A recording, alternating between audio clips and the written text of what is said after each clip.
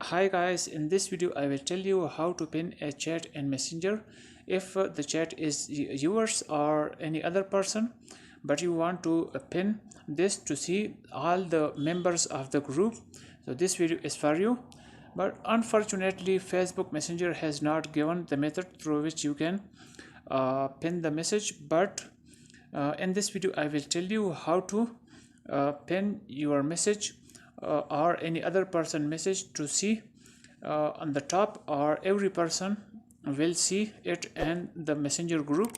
So please watch the full video. Let's get started. First of all, I am typing some text. Let's suppose hi, how are you,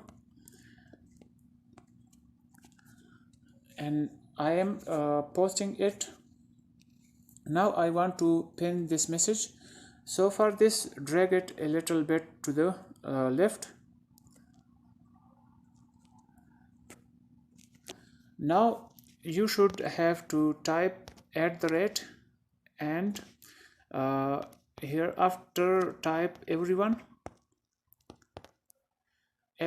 and then send it. Now this message will see all the members of the messenger group. So that is the best method for seeing your post to the every member of the messenger group. So that is a good and easy method. I hope you will like this video. Thanks.